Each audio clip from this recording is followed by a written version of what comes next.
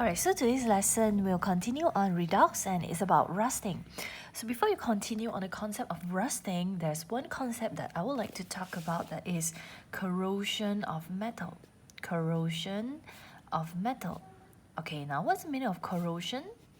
Okay, what we can see from our naked eye about corrosion is very simple. Basically, when you have a piece of metal, okay, you place it anywhere. So after some time, you will see somehow the metal got eaten up already. That means some part of the metal actually got eaten up already, faded already, and it becomes smaller. So this is what we can see by our naked eye about corrosion. Okay, so we say it has undergo corrosion, metal has corroded. And in chemistry, okay, when a metal undergo corrosion, what happens to the atom of the metal? Actually, it means, so in chemistry, when a metal undergo corrosion, it means the metal actually donates electrons to form ions. So when I have a piece of, let's say, magnesium, okay?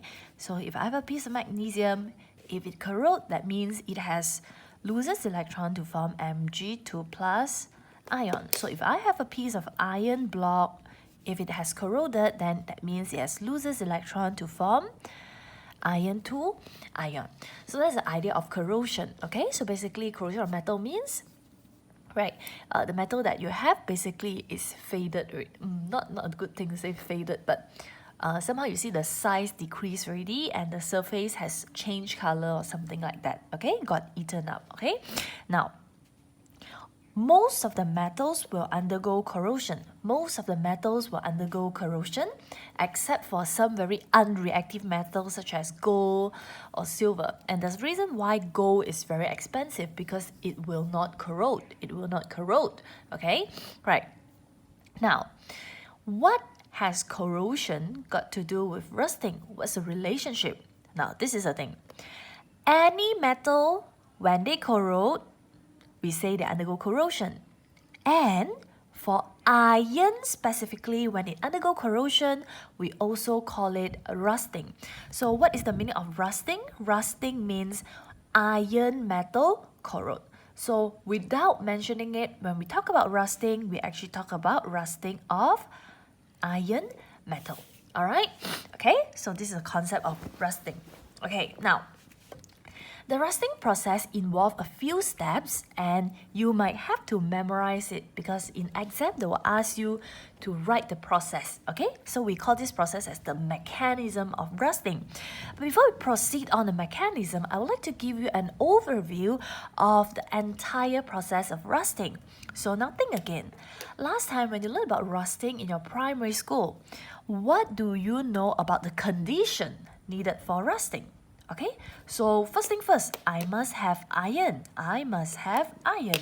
So in order for rusting to happen, you must have a piece of iron. Okay, any other metal, when they corrode, we do not say they undergo rusting. Only iron can undergo rusting. Okay, so for iron to rust, you also need two more things, that is oxygen and also water, all right? And at the end of the day, I form rust. Now, rust is a very common name. It is not the chemistry name. So what is the chemistry name for rust? Okay, the chemistry name for rust is called hydrated iron 3 oxide. Okay, so if I look at the name, it actually makes sense because it somehow shows me in rust there is iron, there is oxygen, and hydrated means there is water. So when we write the formula of rust, we will usually write like this: Fe2O3, iron 3 oxide, and these compounds somehow contains water, so we write a dot and then 3H2O to show that it has some content of water in it. All right, so this is the whole idea. This is the entire idea of rusting. Now in the exam, probably they will not ask you about the overall idea or to write this equation. This is just to give you an overall idea of what rusting is. Okay, so what is rusting? Rusting basically means iron react with oxygen and water to form a compound called rust with the chemical name hydrated iron oxide. Okay, right. So now we are going into details to see what are the steps, what are the mechanisms of rusting. Okay, so how does rusting happen? Now we need to draw some diagram to show how everything can happen. Right, so if I were to describe the mechanism of rusting, first I will draw a diagram, a rectangular block to show iron. Okay, so I'll first draw iron block. Okay, so imagine now iron in any situation in air, okay, it will be exposed to the water vapor in the air. So I'm going to draw a water droplet. Okay, I'm going to draw a water droplet to show the presence of water. And then, where is oxygen? Where does oxygen come from? That causes rusting. Okay, also from the air.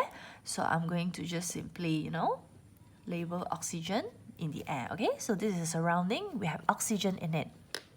So what's the first thing that happens when iron corrode? Hey, we just talked about it. In chemistry, when a metal corrode, it actually means the metal donate electron. So the first step of rusting begins from the iron itself. So iron loses electron to form iron 2 ion. Okay? Alright. And then, when iron loses electron, that means it is now donating electron. Who is there to accept the electrons? If there is a donor, there must be a recipient. So who are the recipient? Very easy. Rusting involves iron, oxygen and water. If iron donate electron, then oxygen and water must be the one who accept it. So electron will go to the edge of the water droplet, because this is where the iron is in contact with the water droplet and also the oxygen from the air. Okay, so the electron move towards the edge. And then what will happen at here? The oxygen and the water accept electrons, and then try to make a smart guess. What will be formed when oxygen and water receive electron from the iron? Now, simple. This is very simple. Now look at this. Oxygen and water are both neutral. That means they don't have any charges. After they gain electron, something neutral gain electron. So the product must be something negative, right? So actually they will form a negative ion. Now you think again. From everything you learned in Form 4 and up to now, what is that one N ion, one negative ion that contains oxygen and hydrogen? Yes, hydroxide. Yes, okay.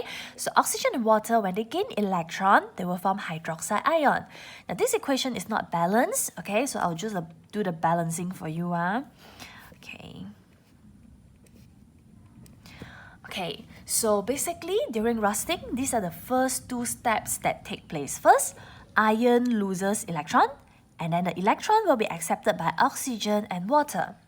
Now, when we have a closer look at these respective reaction, the first reaction where iron donate electron, iron actually undergo oxidation because it loses electron. And since oxygen and water gain electron, so these two actually undergo reduction. Alright, reduction. So I'm going to write down my first and second step. Alright, first step, iron corrodes, that means it loses electron and form Fe2 plus ion. And then the oxygen and water will accept the electrons to form hydroxide ions. Now what will happen is, because now you have these two products, you have Fe2 plus ion, and you also form OH minus ion on the surface of the ion block. So what will happen to this ion? Yes, you might be able to see something that Fe is a positive ion, where OH is a negative ion. So when they got together, when they meet with one another, one positive and one minus, one girl, one boy, what will happen? Yes, they will marry each other. So the third step of rusting reaction is the combination of Fe2 plus ion and the hydroxide ion. So together, iron, hydroxide, they're going to form iron 2 hydroxide, which is FeOH2, and I'll do the balancing. Alright, last but not least, you see, we are now almost done with the rusting process already because we have formed iron 2 hydroxide. Okay, our final product for rusting is iron 3. Iron 3. So how do you now make iron 2 becomes iron 3? Okay, you need to undergo further oxidation, right? So what will happen is, this iron 2 hydroxide that has now formed on the surface of the iron block, they will undergo further oxidation, which means now the iron 2 hydroxide will react with more oxygen from the air because they are still in contact with oxygen, and also water, and eventually they will form this product, iron 3 oxide, and it's a hydrated compound. Okay, so I'm done with rusting. Yeah, so that's all about rusting.